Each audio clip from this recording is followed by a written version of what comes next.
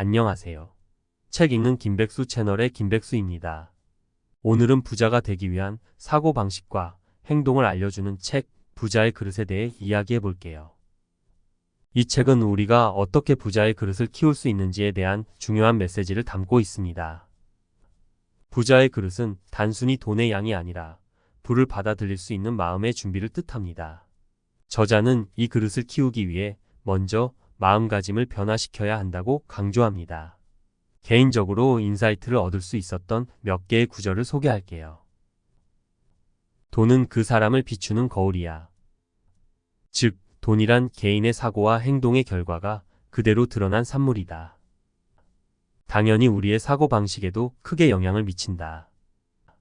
그는 단지 돈이 소중하다고 말하는 대신 먼저 우리가 돈과 어울리는 방식을 돌아보라고 말하고 있다. 사람에게는 각자 자신이 다룰 수 있는 돈의 크기가 있거든. 자신의 그릇을 키워야 그에 맞는 큰 돈이 들어온다는 뜻이다. 그릇이 작으면 어쩌다 우연히 큰 돈이 들어온다고 해도 결국 모조리 나가버리고 만다. 자네에게 돈을 가져오는 건 반드시 자신이 아닌 다른 사람이야. 그릇을 판단하는 건 바로 주변 사람들이다. 즉, 그릇이 준비가 안 된 상태에서는 그 그릇보다 큰 기회가 굴러오지 않는다. 실패란 결단을 내린 사람만 얻을 수 있는 거니까. 일반적으로 수입이나 돈이 크게 줄어들면 실패했다고 말한다. 하지만 거기에서 얻을 수 있는 경험의 가치는 사실 잃어버린 돈보다 훨씬 크다.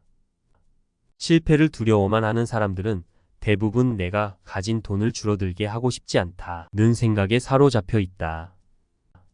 즉, 그들이 실제로 두려워하는 것은 실패가 아니라 돈이다. 그런 이들은 돈 걱정 때문에 어떤 새로운 도전도 하지 못한다.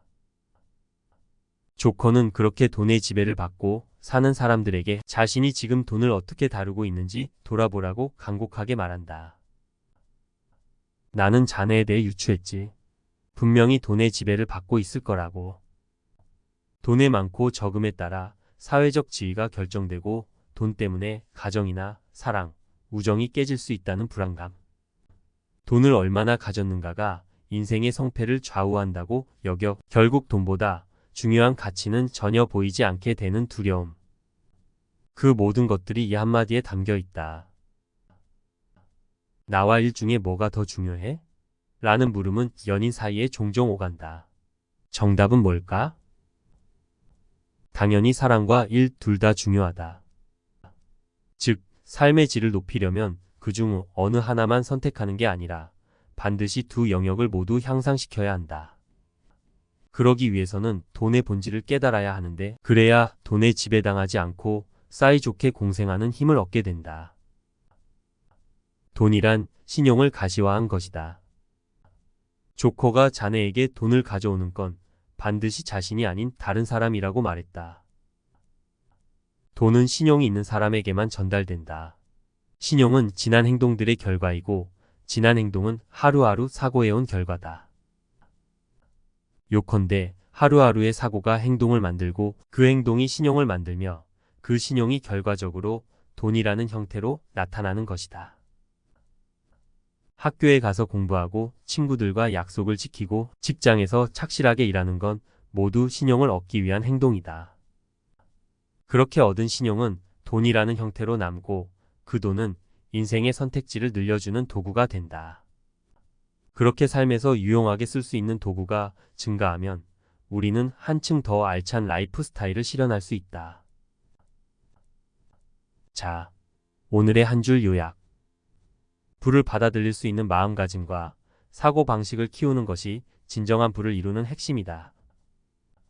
부자의 그릇은 누구나 만들 수 있는 것이며 이를 통해 우리는 더 나은 삶을 살아갈 수 있습니다.